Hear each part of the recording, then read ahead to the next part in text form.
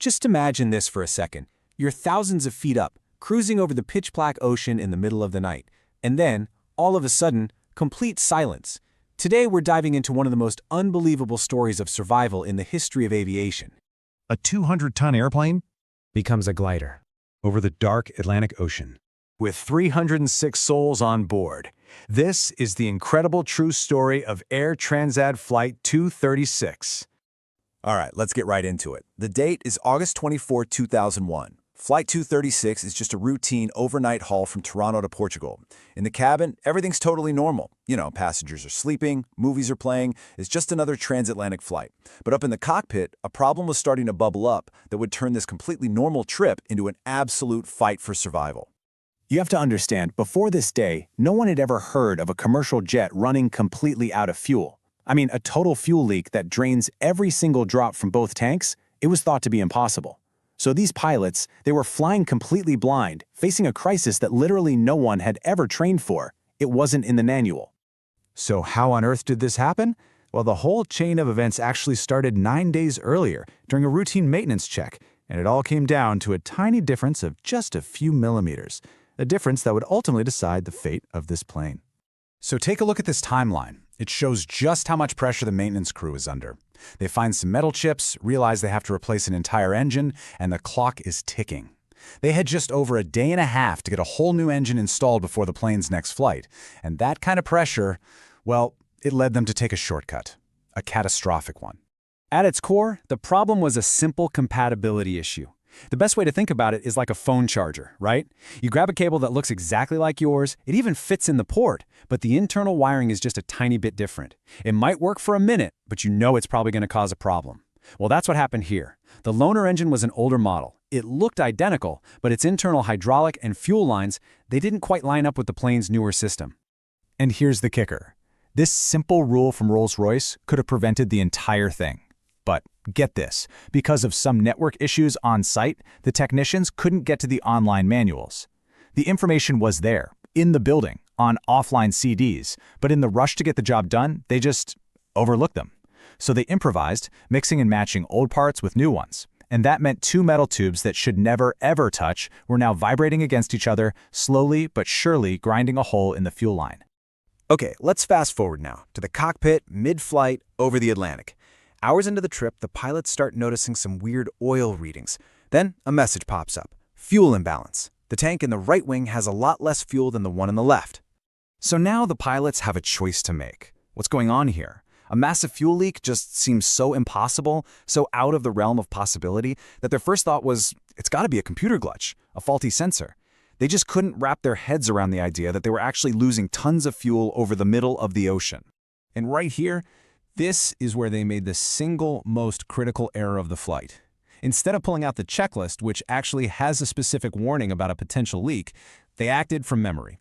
They opened what's called the crossfeed valve. It's a standard move to balance the fuel between the tanks. But in this 1 in a billion scenario, all that did was take all the good fuel from the left tank and pump it directly into the leaking right engine, essentially pouring it out into the night sky. They literally doubled the rate of fuel loss. At 6:13 a.m., the inevitable happens. The right engine, completely starved of fuel, just flames out. Now this massive jet is flying on a single engine. And just 13 minutes after that, the left engine goes quiet too. Suddenly, the plane is plunged into darkness and this eerie silence. It's now a 200-ton glider. The plane's last line of defense deployed automatically. The ram air turbine, or the RAD. It's basically this tiny propeller that drops out from the plane and uses the airflow from their descent to generate just enough emergency power for the most basic flight controls. With that tiny bit of power, Captain Robert Pichet made a snap decision. They had to divert to a small military airbase on an island in the Azores. They were 144 kilometers away. Think about that. They had exactly one shot to glide this massive, powerless aircraft to a tiny strip of land in the middle of the ocean. If they came up short, even by a little, they would ditch into the cold Atlantic. No second chances. Back in the cabin, it was pure terror and confusion. That constant hum of the engines was just gone, replaced by a deafening, terrifying silence. The flight attendants were trying to prepare everyone for water landing, but they were totally overwhelmed. You had language barriers causing chaos, life jackets that weren't working properly, people were praying, holding hands, and just bracing for the absolute worst. Then, at 6:45 a.m., after 19 agonizing minutes of silent gliding, the plane slammed onto the runway at Lajes Air Base. The landing was incredibly violent. Tires burst, a fire broke out, but they were on solid ground. In less than 2 minutes, all 306 people were evacuated, and miraculously, there were no fatalities, not a single one. But the story doesn't end there. The aftermath was messy. Captain Pache was, of course, hailed as a hero. But then his past as a convicted drug smuggler came to light, and the media had a field day. Air Transat got slapped with the largest fine in Canadian aviation history at the time, and the passengers, dealing with serious trauma, filed a multi-million-dollar lawsuit.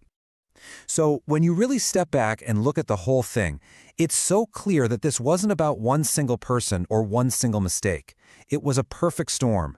It was a cascade of failures where every single layer of safety that should have been there was breached, one right after another. This whole cascade is a textbook example of what's called the Swiss cheese model of accidents. Just imagine you have multiple slices of Swiss cheese, and each slice is a safety barrier. Each one has a few holes in it. Those are the small, latent errors in the system. On any normal day, the holes don't line up. But on August 24, 2001, for Flight 236, all the holes in all the slices aligned perfectly, allowing a disaster to slip right through. It really leaves you with a chilling thought, doesn't it? This story isn't just about a plane. It's a powerful reminder that in any complex system, whether it's aviation, tech, or anything else, the line between a perfectly normal day and a total catastrophe is often just a few small, ignored errors away.